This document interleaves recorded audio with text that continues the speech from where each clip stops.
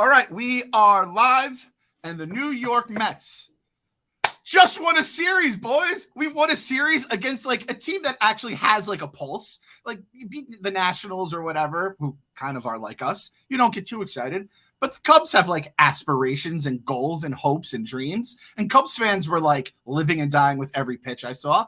And we beat them 2 out of 3. That's what happens when you come to Flushing. You might get fucking sent home in a body bag by the 2023 Mets. It's me. We got Meek Phil. We got Clemmer on today. Clemmer, how we feeling right now, pal? Yeah. I mean, that Cubs series was a little bit of revenge for last year when they were in the shitter and they swept us, and during our long fall from grace there. I was at all 3 Oriole games in Baltimore. I went to that whole series. We bought tickets 2 months ago. I got hotels, so we went, and that was talk about. It wasn't like an annihilation. The Mets, if you add up all the runs, the Mets lost the series 19-6. But it was more just how they did it. It was precision. It was surgical. It was an autopsy. They went in there and just removed each organ in front of you, and you're like, oh, all right, that's our liver. Yep, there go the lungs. And to watch a good team just smack down your team. Even with a good Jose Quintana start that Sunday game, it was just so efficient, and it shows you how bad this team is. Especially the lineup on Sunday was just embarrassing.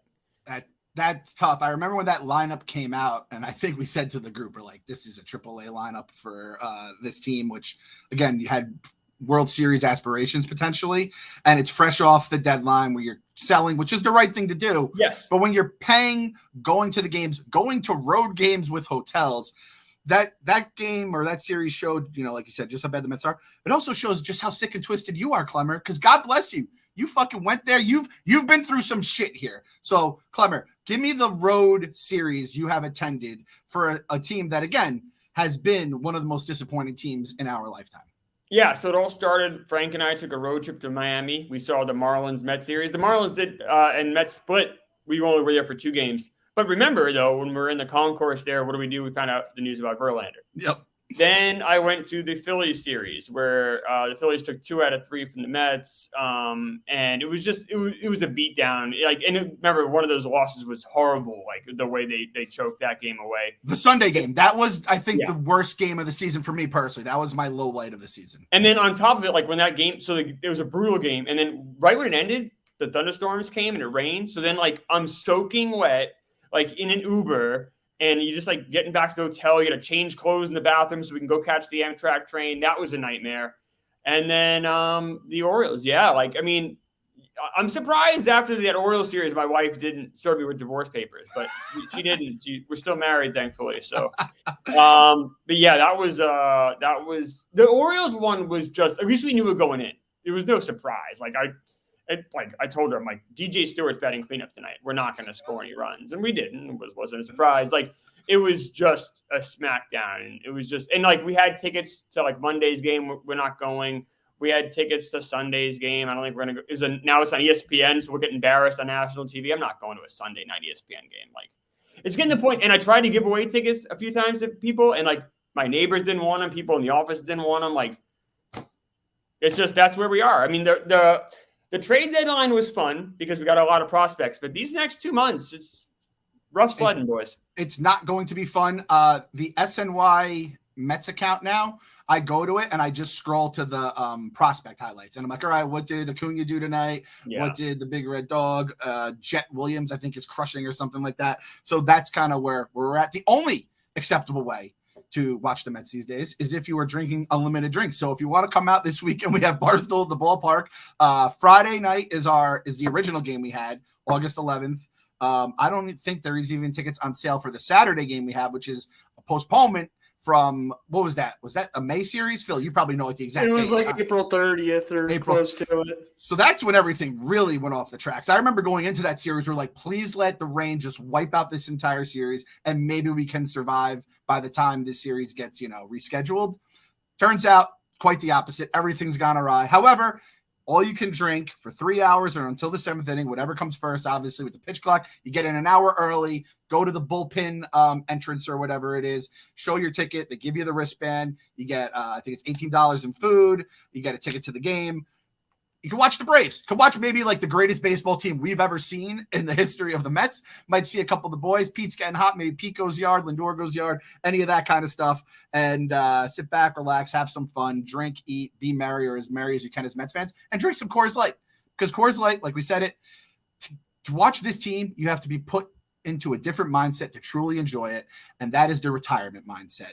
The retirement mindset. I mean, I thought Portnoy was going to go into the retirement mindset. He's like, I don't need it, Clem. I could just drink some Coors Light. We all think of the days when we'll eventually get to retire, enjoy all the freedom that comes with it, sit on our Montauk vacation houses, shoot a video here and there, have some pizza. Dave Portnoy said, nope, I want to get back into the content game. Bought Barstool back. We're back rocking and rolling. And you could have your Coors Lights to help put you in that retirement mindset. Take advantage of that free will and spend the summer chilling like a retiree and pair those moments with Coors Light, the beer that's made to chill. It's the mountains on the bottles and cans even turn blue when your beer is cold. So you know it's the perfect time to grab another. I mean, Portnoy's already has a house in Miami. Everything about retirement should say this guy's ready to do it, but he says, don't need to do it, Clem. That's my ZD teammate. He's into the game forever. So this summer, chill like you're retired with Coors Light. Get Coors Light delivered straight to your door with Drizzly or Instacart by going to CoorsLight.com/believe. Celebrate responsibly. Coors Brewing Company, Golden, Colorado. I feel bad. We hit up Clemmer in a pinch here, and I'm just kind of just riding him to start the show, but that's what I'm going to do when I have a horse. Clemmer, we've talked about how bad this season has been, and we touched on it. But I saw the video on the other day live. You have a bet at stake here with the Mets. I do. And so at this point, I think as Mets fans, there's two ways to look at the rest of the season. One, you want to get into that top 6 position to keep your draft pick. Don't go down 10 spots due to the way the CBA has been bargained because Uncle Stevie spends like a drunken sailor. However, at the same point, I don't want the Mets to like embarrass and or let's like, set records for longest losing streaks or end the season 100 losses. But the one thing I got to root for is for the Mets not to have 90 losses. Because my guy Clemmer here, half of my namesake, I guess I'm half of your namesake. I'm Clem, you're Clemmer. Clem and Clemmer, I'm telling you, we have opportunities for content in the future. I don't know what it is. That's the name of our show. You have a tattoo bet on the line with one Franklin the Tanklin. Yeah. If the Mets lose 90 games, I made this bet with him. Remember the Mets started off season 14-7, and Frank was, Frank, and he was saying this negative stuff, and I wasn't having it that day. I'm like, this is ridiculous. Like, stop. Like, I'll tell you what, I'll make you a bet. The Mets win 90 games, you got to get a tattoo. Not embarrassing, just Mets related tattoo, wherever you want.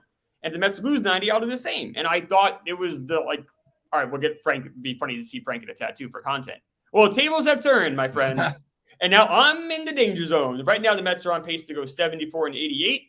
But that is a team that used to have Verlander, used to have Scherzer, now has, David Peterson and fucking Tyler McGill or some other Jose Butto. I don't know. So I'm probably fucked.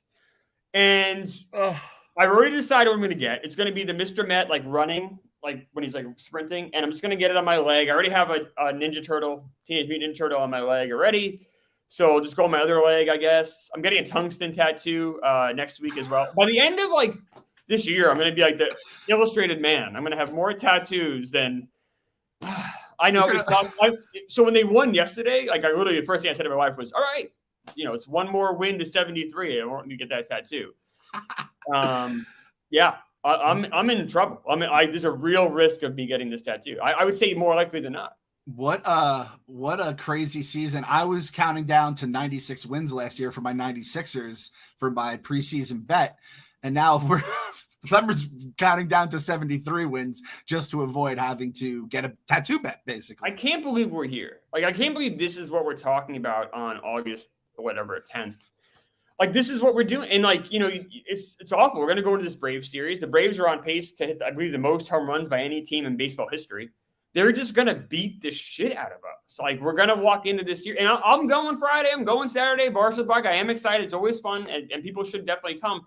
But like you said, you're going there to watch the Braves just play home run derby against us. And that's where we are. And I don't know how we got here. I'm speechless, which is never a good thing on a podcast, but I'm apoplectic on how disappointing this year was. I was talking with Frank about it yesterday, and he said this is the worst Mets year ever. And for once, he's like, you know what, Frank, you're kind of right. It's definitely the most disappointing. This is more disappointing than 1991 was, and that was disappointing for us older folk. 2002, we got Roberto Alomar. Let's go. Yeah, that year is a disaster. This is worse. This is worse. And we discussed it last episode. This is our boy Phil. This is his first real, I think, like gutting season, because 15 to 16 was a gradual decline, and you still could talk yourself into it. And then 17, everything kind of just got all fucked up. But this one hurts. Our boy Phil is going through it live. At least with 07 and 08, you had a lead like most of the year. Like that was like it was fun till it wasn't. Yeah. I don't remember 03. I don't remember 90. Whatever. I was born in 97, so this is probably the most disappointing team I've ever watched. 91 was tough because from 84 to 90, they were very good every year. Like they were, I think there was only 1 year in that span they didn't win 90 games. So like you're like, all right, well, the Mets win 90 every year, let's go. They had a good pitching staff that year, you're ramped up, and it all just fell apart. And then it just kept falling apart. I mean, also, Clemmer, you also watched like the 1977 team that was disappointing too. So. 2079. Clemmer's worst day was when they traded Tom Seaver. He still remembers where he was when he heard it on the radio. I don't have any, Jim Fregosi flashbacks. I'm not that old, guys.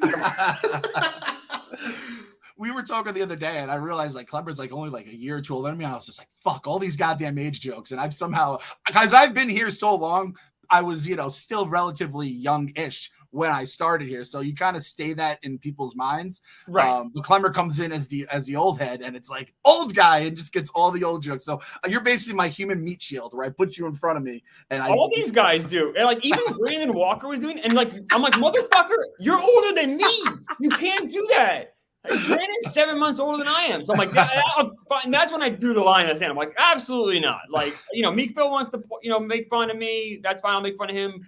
That's fine. You were born like 20 years before me. Like that's fine. You graduated college before I was born, probably. High school. What year were you born?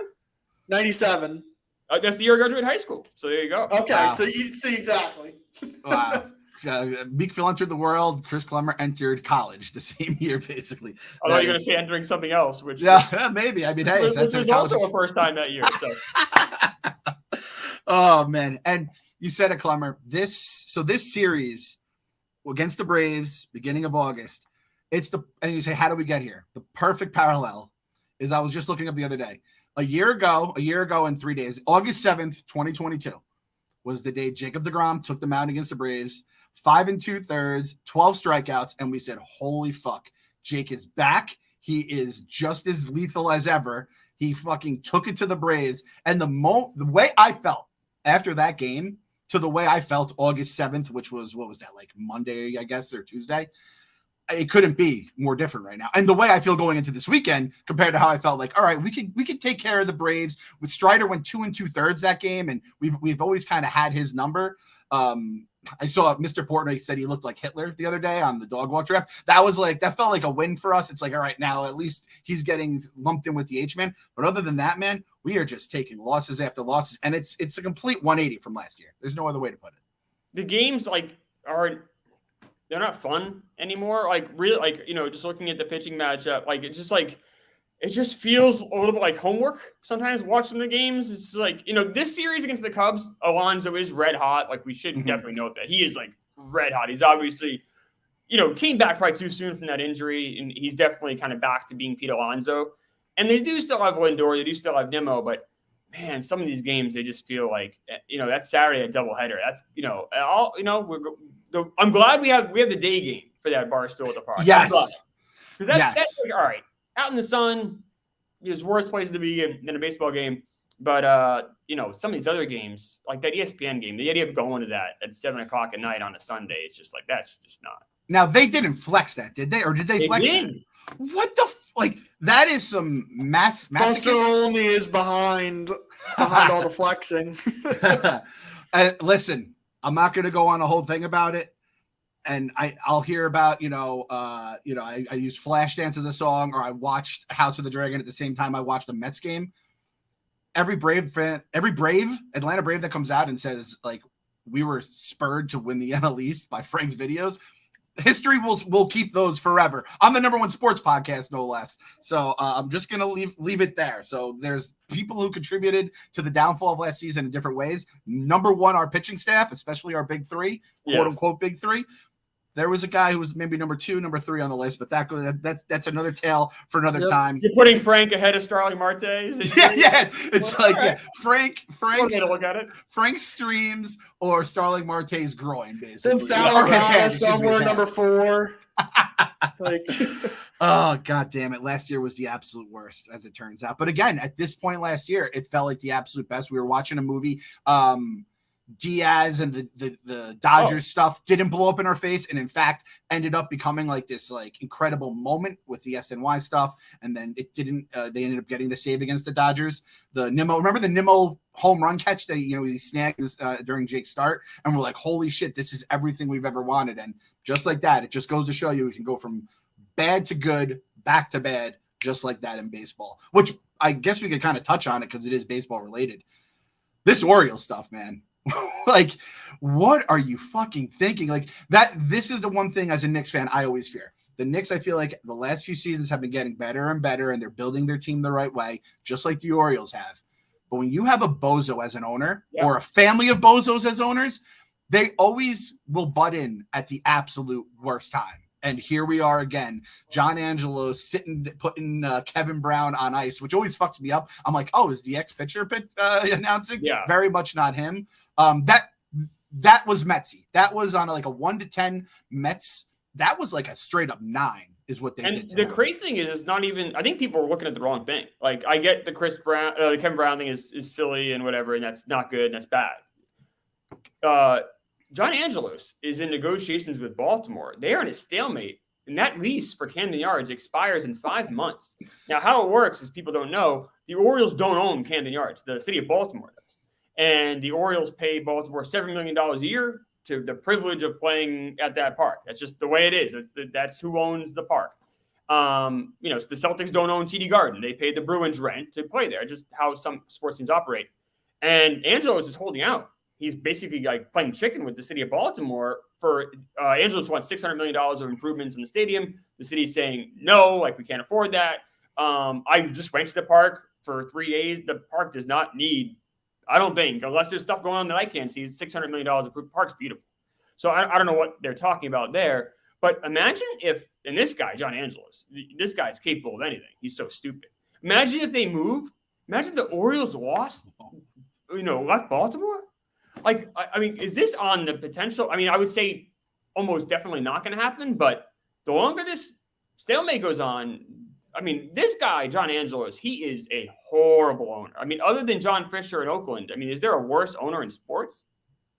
Phil, tell me, like, I know Nutting in Pittsburgh? He's kind of seen as one of those guys. Nutting. Like, we're talking, F tier. We thought the Reds owner was god awful. Like, they were shitting in a silo for him, and here they are, like, pushing up on first place. So I don't know. But the thing is, with ownership, it's the sustained success is how I measure how good an ownership group can be. Because we would do it with Mets fans. I say with the Mets, it would almost be like your blood sugar when you eat like a candy bar. You feel good for a minute, and then you'd feel like absolute dog shit, Mm-hmm. And it kind of goes like when the White Sox they had their rebuild and they're moving their way up, and I'm like, you guys still have Reinsdorf, and until I can see you guys, and then sure enough, they're fucking trading their pieces. Last night, what was the name of the guy they traded to the Yankees? Keenan Middleton. Oh, They don't even put his name on the scoreboard as he's pitching after he kind of said the clubhouse, there is an absolute disaster. And it just goes with all these teams. And I hope the Reds have sustained success, but until you see it, and same with the Orioles, it's like the Orioles went through hell to get this fucking team full of young stars. But it's a matter of like keeping those stars happy, keeping them healthy, and just keeping the whole franchise where like people aren't looking to get the fuck out of there and they just sewer your franchise. Like Lance Lynn was like, oh yeah, everything Middleton said was true. He's like, except I was there longer. Trust me, it's much worse than what he said. And it's eye-opening. And it's the reason why during this season, I still feel like we're going to be all right because everything you hear about Cohen is glowing so far. So that's like the thing I basically cuddle up with at night to help me sleep is like Stevie's in charge, and I don't think he's going to fuck it up. At least that's what I think of it. No, I feel the same way. I mean, think about Mets fans, think about how it was in 2012 when, you really felt the ramifications of Wilpons and Madoff and everything, and they had no money to spend. I mean, remember they were selling Angel Paganoff for like 3 relievers to the Giants. My God. And he's like the one good player we had, and you're like, what are we doing here? Like anything to save a penny. Where, look, this year sucks. I don't blame Cohen for any of this. This is on Epler. This is on players not performing. This is on a number of people. Cohen's job as an owner is to provide resources for the baseball ops people to make the best decisions. He's also in charge of trying to create the best fan experience. Cohen did both those things. He got us a nice scoreboard. It's enjoyable time at Citi Field. They do the best they can. They had, for instance, one of the games, there was a rain out. It was a game that they still played, but it was rained. We had tickets. My wife and I didn't go because of the rain. They still give us vouchers to use for the rest of the season. Like little things like that, they're doing all the right things. That's what a good owner does. I don't blame Cohen for any of this. But a guy like John Angelos, look at the trade deadline. All they went out and got was John Flaherty. This is a team that needs an ace. They needed a Verlander. They needed a Scherzer. They needed, Dylan Cease. They need somebody, and they have the farm system to be able to go out and get those guys. Instead, because it's expensive, they just punt the ball and they go with John Flaherty. And it makes me question if the Orioles can keep up with the Astros and Rangers in the playoffs. But that's what bad ownership is. And we've seen it, I mean, in New York, I feel like we've seen it, especially with James Dolan. You get the son of the guy who makes his money, and that son is born on third base, basically like Billy Madison without the humor, and they just completely fuck you until they finally sell the team. And I'm kind of worried. Like, I heard this stuff about the Angelos family before this season. I think RDT had written a blog about it, about there was some shit with the siblings going on. Yes, but they were suing each other. Yeah, they're suing each other, and the Orioles are in the middle of it. And you just kind of hope that somehow, some way, maybe the person has a brain. You see it kind of with the Yankees with Hal and Hank, which is a whole other thing, where those two guys were like two sides of George, the money side of George and like the brash side of George. And obviously Hank, rest in peace.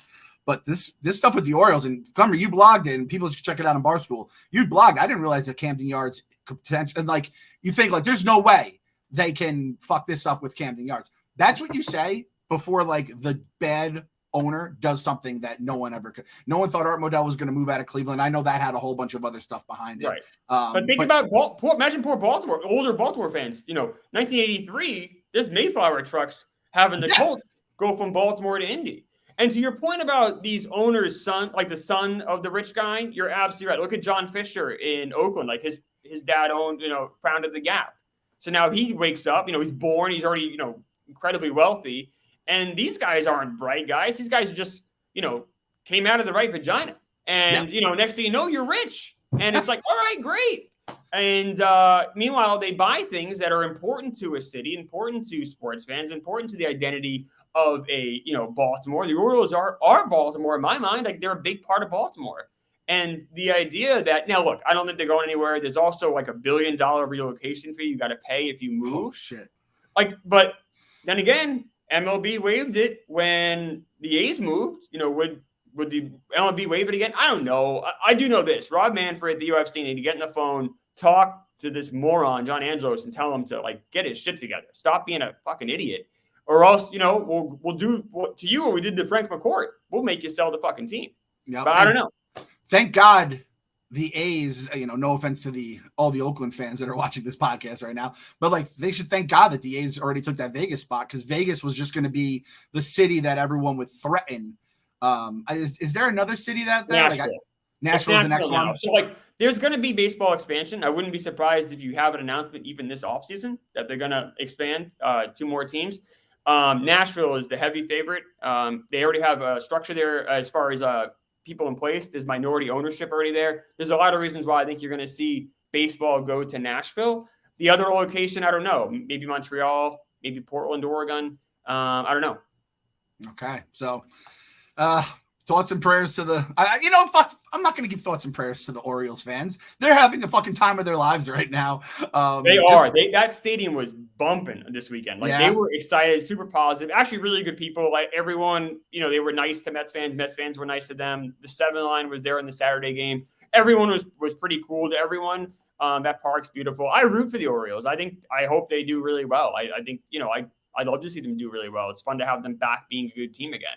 I just wish they had a different owner, but so do they. So I can't blame them for that. Yeah, they're kind of like this is how I compare when you have a bad owner during a good season. It's like turbulence on an airplane, and you're just like, I hope we land this thing safely. But like my senses are up right now. My spidey senses are up. Shit, I didn't even think about that whole thing with Camden, but that is a fair point. So yeah, so the Orioles, that Kevin Brown situation, and again, that thing, Gary came out. Gary took the fucking the saber out, and he was just slicing people. Michael K.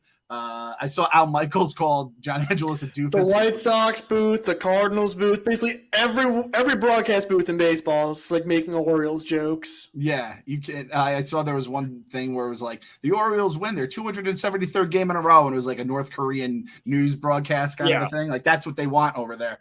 Just an absolute joke. But again, we're in no position to talk, at least in terms of on the field, but off the field we have the best. And actually, someone asked me this the other day. Do we know when SNY is up for renewal with the Mets? Because I still do not have it on YouTube, so I just listen to it on the radio, which is fine, especially now that I'm fucking basically like mentally in Consolina. But I feel like that should be coming up at least in a year or two. I would hope so. Because again, the less the Wilpons have their hands still on any part of this organization, the better in my mind.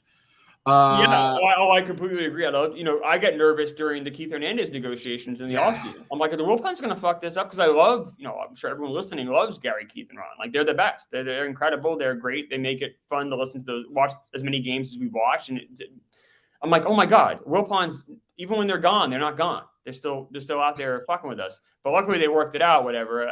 But yeah, I would love to see, Stevie get, or whatever, whoever it is, just anybody but the Wilpons run this network. And they said that, I remember they were saying, like, was he going to get SNY with the Mets? That was a big part of the entire negotiations. And as it turned, like, these networks, you just see them collapsing. Who's the team that MLB just took it over? Is it the Angels broadcast? I believe the Diamondbacks, right? Diamondbacks and Padres. But Padres has been like that since, like, May. Yeah. The regional sports networks was a legitimate bubble, and everyone made a shit ton of money. But then I saw like Bally Sports, everything folding. It's been absolute chaos. I mean, we work in the sports media business. Unless you have a millionaire owner who just likes to fucking make content and get jokes off, you're kind of it's a scary time. So shout out Dave Portnoy. Let's shout him out. Oh, absolutely. No, I mean, no, you're absolutely. A lot of it is because it moves so fast, the content world, right? Like as far as like. Back when we were kids in the 90s, early 2000s, like cable was everything. It was the only thing. And now there's so many different options, so many different ways to watch games. MLB was on top of it to some extent, but then you're right. Some of these, especially when they don't own their own network, when it's like some of these small, like the Tigers or whatever, some of these teams that don't have the same media market New York does, and they rely on these regional networks. I just hope fans are able to watch games. I always feel bad for like the 75-year-old guy who's like trying to find the game and it's not there, and he loves the team. He's watched the team since he was a kid. Like, I hope they're making it as easy as possible in Arizona or San Diego or whatever to watch these games, because one day I'm going to be that 75-year-old guy. Phil thinks I'm that guy right now, and it's like I want to make sure that I'm able to find these fucking games when I turn, when I'm 1,000 years old and I want to watch baseball. If you can't find them when you're 75, I'll help you find them. All right, thank you, Phil. I'll just text Phil. Why do I do this? How does this work? Everything's going to be on barstool.tv when you're 75. Clem, all right, don't worry about it. That sounds great. All right. We'll all be doing the Mets games together. One big happy fucking family. I'm looking here at the schedule. Shit. Me, you, and Kevin were all like 1,000 years old calling these games. I'm looking at and Frank's still like this. Frank's our sideline reporter. The Mets extend the lead 7-1. Frank, what do you got down there? This fucking team sucks. McCann, whatever the fuck it is. He's still blaming Darren Ruff. I'm looking at the Mets schedule now. We got a Peacock game on August 27th. I saw they just flipped the September 22nd game against Philadelphia to Apple TV. So there's a couple like weird games along the way this way. Those are always fun. Everyone loves those. That's a great job by MLB to increase viewership, make it so no one can watch it. People are confused. It's a disaster. And that peak, or whatever. I get it. It's a money grab, but the quicker Theo Epstein can just get in charge and really start just being the commissioner, which it almost feels like he's like a politician that is like too good to actually take like the highest office. He's too good to become president. Right. He's too smart to do it. But it's like, and a guy like Manfred deserves the spot because he will do whatever it takes. He'll do whatever slimy shit and shake the right hands to make it all happen. So, before we get into the negative side about baseball, guys, is this crazy to say? First of all, Edwin Diaz, they said maybe he couldn't come back. Don't even fucking think of bringing that guy back this year. I don't think there's any point in it. Like, all right, he gets a little bit of workout, gets to work his arm. If there's anything that could go wrong with the leg or anything that could go wrong if he's accounting for the leg and any other part of his legs or his arm, I just think we just put him on the shelf. Is that fair to say? Phil, do you think do you want to see Edwin Diaz back? Do you want to hear the trumpets? I'd leave that decision up to him, honestly. If he thinks getting into a game will help clear a mental block for him this year, go for it. But that's all I have to say. Leave it up to him and the doctors to clear him. Don't let any of the baseball people involved in that. That's a great call. I didn't think of the mental side. What about you, Clemmer? How do you feel about Diaz potentially coming back? Because this is something we were like, shit, maybe in September, then we bump Robertson to the 8th and we bump out Avino, who we didn't know was going to be an absolute disaster, to the 7th, and Rayleigh, and blah, blah, blah, blah, blah. Yeah, I'm kind of torn on this one a little bit. So it is a leg injury, so I'm not as concerned as I would be if somebody coming back from an arm injury rushing them back. But then again, I think back to Johan Santana in 2012. Everyone blames the no-hitter on him falling apart. That's not what happened. If you look at actually his games after no-hitter, he pitched pretty well. What happened was it was a game against the Cubs. It was the game right before the All-Star break, and he was covering first base, and someone stepped on his ankle. And then he started pitching differently because of the ankle injury, favoring his other leg, and he was changing his mechanics a little bit, and that's what led to the injury that ruined his career. Now, it was a ticking time bomb anyway with him. I think he was pretty fragile, and that shoulder was going to go eventually anyway. But I definitely think that ankle, someone stepping on his ankle, expedited that. So you're right, Clem. Like, I don't want Diaz going out there and changing his mechanics or pitching differently in any way at all that could re-injure his shoulder or injure his shoulder, or do something like that. So, yeah, I don't know. There's certainly no reason to bring him back unless, like Phil says, he really wants to come back and thinks he's able. Man, I was just thinking about my sweet Johan the other day, and I was like, I thought of the no-hitter. The no-hitter popped into my head, and I was actually like, was that the thing? Because I know Terry Collins gets fucking, he starts crying basically whenever he talks about it, and it wasn't that though. So it was, I don't remember the Cubs moment happening. Yeah, it was. If you look at so the no-hitter happened June 1st, 2012. I was there. It was awesome. Oh, you were there for that? Oh, yeah, shit. That's incredible. Yeah. But if you look at the rest of his June, he wasn't that bad. His start right after no-hitter was bad. But then the couple starts after, I think he had one game where he pitched 8 innings of scoreless baseball. So he was still good. But look at his stats from that Cubs game on. It gets ugly.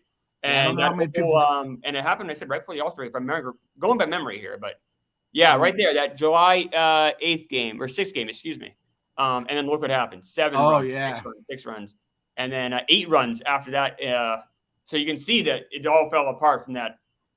Holy shit. Yeah, because he goes, his last game, for people watching or people not watching on YouTube, we pulled up Johan. He has the no-hitter June 1st, which, again, was a fucking electric moment. Then the rest of June, he had so he goes 5 innings, 6 earned against the Yankees. You're like, all right, it's the Yankees out. 5 innings, 4 earned against the Rays. Not great. 6 innings shutout ball against the Orioles. 6 innings, 2 earned, and then 8 innings, no runs against the Dodgers. Crushing.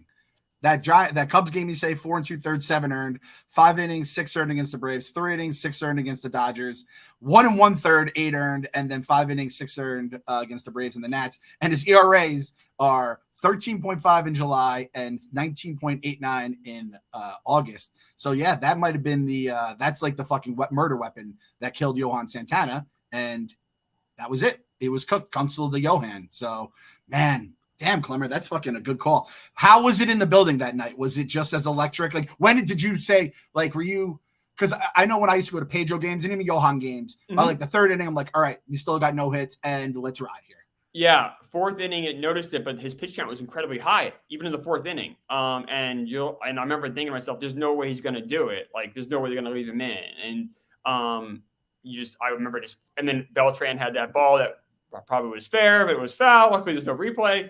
And and it worked out. So that was incredible. It was incredible game. The building was electric.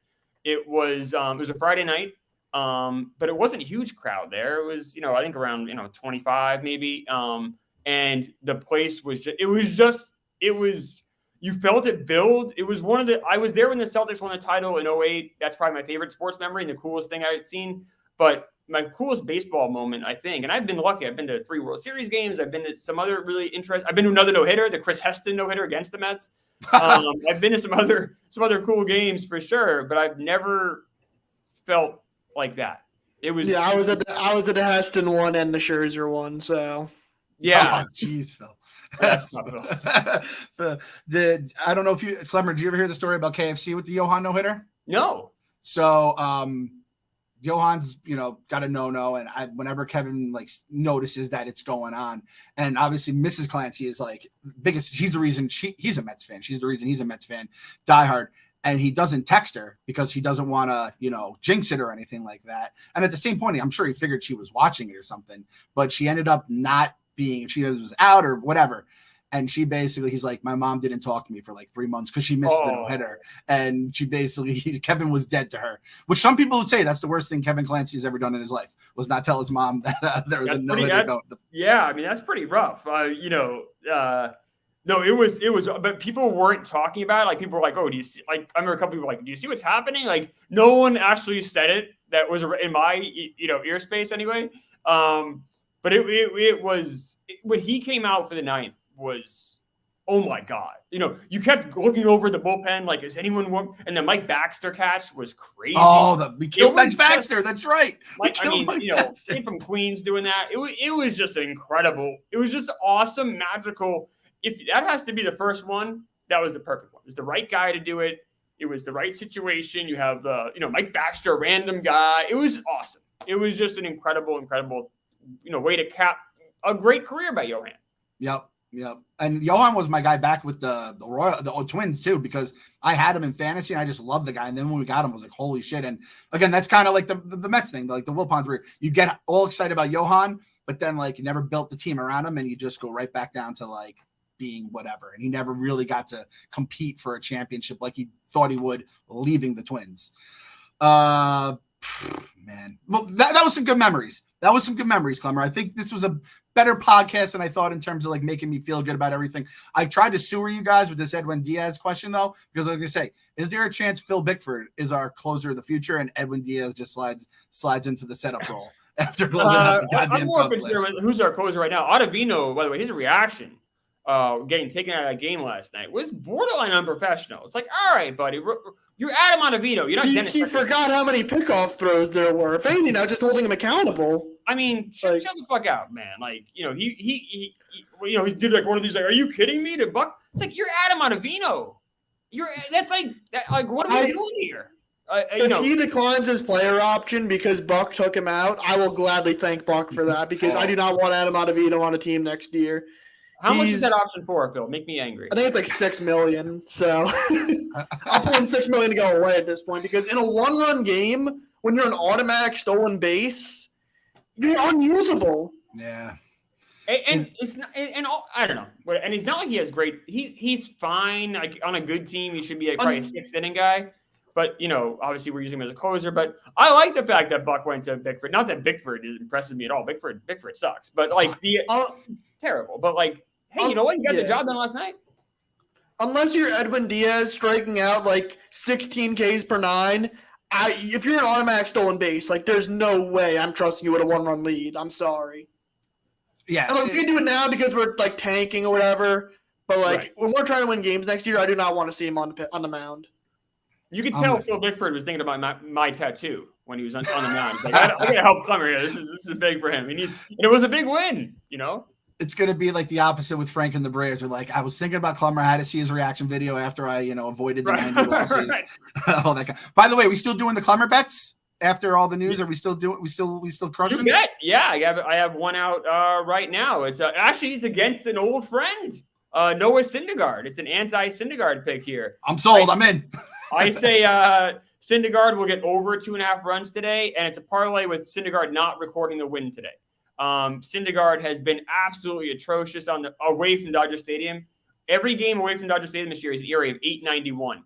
And obviously he's on Cleveland now. To be fair, I think his ERA at Dodger Stadium is pretty bad too, right? It's not as bad as you might think. It's not good. But I was looking at this Baseball Savant page on Syndergaard, and his in 2019, which isn't that long ago, his fastball and slider reached almost 98 miles an hour on average. Now it's under 93.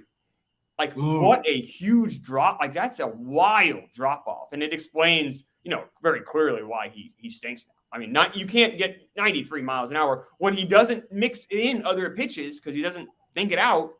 He's not Jamie Moyer or some of these guys that can outthink it, or Rich Hill, who can still be decent throwing slop. Syndergaard won't adjust. I'm looking here. So I was like, didn't Syndergaard pitch well? And he went 5 1/3 with 1 earned against Houston, but then his last start 6 innings, 5 earned against the White Sox. So yeah, I'm going to be tailing you on that one, Clemmer. He's given up 5 or more earned runs in 4 of his last 5 starts. And like I said, we only need him to give up 3 and him not to get the win for the bet. So woof. Is Alex Cooper a succubus? Did she suck the talent out of Noah Syndergaard and turned her career into a fucking rocket ship where he looked like he was? Is that what happened? Maybe the talent was in his semen and somehow now it exists in her? I mean, it's the best explanation I have. Numbers never lie, as a fellow baseball fan once said at this company back in the day. This episode of Gotta Believe how Alex Cooper is actually a monster. Yeah, exactly. Thanks to Noah. She threw his fingers in her mouth, and that was the end of his fucking career for us. Typical Mets fans. Once we're talking about Alex Cooper and Seaman, I think we're going to go to the grid here and finish the day with the grid. That's going to be our closer for the day here. Let me get the logos so everyone can see it on YouTube who are playing along with us. From on the top columns from left to right, we got the Phillies, the Mariners, 40-plus home run season. From top to bottom on the left side, we got the Texas Rangers, the Baltimore Orioles, who we discussed at length today, and the Colorado Rockies, who are basically like my kryptonite. Them and the fucking Diamondbacks. I see those logos, I fucking shudder. So I got 2 good guys with me here. I feel like we're going to have a decent run here. So are we just trying to complete it? That's all we're trying to do, right? Not being fancy with rarity scores or anything? Yeah, I think just complete it at this point. Because I feel like Phil is our answer key where we could be like, Phil, give us, and he'll give us like a 0.2. But then he's like, Clemmer's like that when he's like thinking of guys from like the 70s. Like, yep. It helps. It helps having those older guys. They get low because must be a lot of young people play this. It's always like the really modern players that if you go old, you do okay. Yeah, that's the funny thing is I just go from guys from like the 90s, like Miguel Tejada is always like 10%. I'm like, that dude was an MVP and was on the cover of like MVP baseball. He was a fucking star and like no one really gives a fuck about him. Phil's generation, these goddamn Gen Zers over. Are you Gen Z, Phil? Is that what you are? Whatever born in 97 is. So yeah, I don't know the right I don't know who to blame anymore. They used to blame the millennials until I found out I was like Clemmer's damn near a millennial. It's crazy. I'm a Gen X. I'm a Gen Xer. You're Gen X? I was born in 79. They say the cutoff's 82. So I'm a young Gen Xer. The young Gen Xer, I'm as old as you can get for millennials, I guess. So the Gen Z, I think my kids are Zoomers because obviously with Zoom and like that's how they went through school for that fucking year and a half of absolute hell. So we're going to get to the grid here and close it out. So yeah, just fire away. If you guys have any locks, just fire them. I'm going to put them up. Okay, so I want to use Tommy Hunter. You could either use him for Rangers, Phillies, or Phillies, Orioles. So I don't know which square you want to burn him on. We'll throw him for the what hat do you think he's wearing? Or you probably know this, Phil. You probably already did. He's probably wearing a Mets hat. Mets hat. Hey, Tommy, Tommy Hunter, who retired when I thought he was still on the active roster, and then I saw he was boxing his stuff up. I'm like, that's good. And we have guys I think are still playing, and they retired like I guess a week ago. They filed their paperwork. 40 homer season, Orioles. Let's go, Frank Howard. He did it with. Rangers. 40 Rangers. Homers. He did it when he was with the Washington Senators. But yeah, Frank Howard. Okay, I like that. I like when we're using old teams too. Like I like using the Expos you can use for the Nationals. Yes, correct. Little shout out. Oh, look at that picture. What are you doing to poor Frankie here, man? Holy moly. You look surprised to be on the grid. He's shocked. He's like 2%. Why the fuck did Clemmer choose me? There was like Juan Gonzalez. What are you not doing choosing Juan Gonzalez there? Juan Gonzalez is usually my ranger that I go to for all things because Juan Gonzalez's baseball reference page is one of my favorite things ever. It's just a wild page. It's a wild ride. When you get the Royals, you're like, oh my, what's happening here? I'm gonna I'll go Rangers, Mariners, and this guy, I don't know how high he'll be. He's pretty recent, but a lot of people forget he was on the Mariners. But I still feel like he's going to be high. Beltre. Here you go. Beltre, yeah. Cliffley, I was thinking you can go for the Rangers. You could do it for either square, or either Ranger, right? That's right. I think it might be he's going to be a Hall of Famer next year. Next year is when he's up? So. Nice, nice. All right, so we'll go back to Phil. Phil, give me a Rocky because I got no fucking. I can do the 40 home runs. Rocky Mariner, Miguel Olivo. See, that's the sick kind of shit that we bring you on the show for. You throw Miguel Olivo around. Yeah. The other day, Clemmer, Phil, we were doing like, what was it, 20+ win season or something, or 200+ K season for the Dodgers, the fucking Dodgers with their wealth of pitching. Chad Billingsley. You threw Chad Billingsley at me. Nice. I love that. I'm gonna go with. I'm gonna swipe this one from you, Clem, because I got to go original Rocky here. 40 homer season, Vinny Castilla. Oh, we're going the big. He was the big cat was Galarraga. Yes. Question is, so that's nice. He's a handsome guy, Vinny Castilla. Not a lot enough. He had the nice salt and pepper going by the end of his career. Do we hit all three with him? Castilla, Galarraga, and Bichette? Did they all break 40? Do we know? Yes. Oh, no, I don't know if Galarraga did. I think he did. Yeah, all three did. Yeah. The early Rockies, like I wish I could like go back and relive like those early core seasons when they were just matching the fucking. What they call them, the Blake Street Bombers. And you had that was sick. I mean, and we didn't know it was coming because they were a new team in '93, and we didn't know Denver was like going to be like that. Next thing you know, they're 8 runs a game. It's like, what the fuck's happened? It was a little league park. And whenever I think of those teams in general, unfortunately, my one memory is the Bichette home run against the Mets, and he does the little fist pump or whatever. So living in infamy, as always, the New York Mets. I'm going to round out the 40 home run, and I'm just going to use them just because I said them. I got to go. There's certain guys I always like throwing on my grid. Melky Cabrera lives on my grid for some reason. Anytime I could throw, boys, I got to do this. I've been waiting to use Eric Bedard for so goddamn long. Oh, there you go. Every time I do the grid, Bedard comes in my head, even though when I know he's not been on any teams, but I just saw that open up. 12% too. Fun fact about Eric Bedard, he's one of, I think, 2 Baltimore Orioles pitchers ever with 200 Ks in a season. So wow. Got to store that one away into the old bank because that was on the grid a few months ago when I guessed Eric Bedard, not knowing it was literally only him and like someone else. I had yesterday.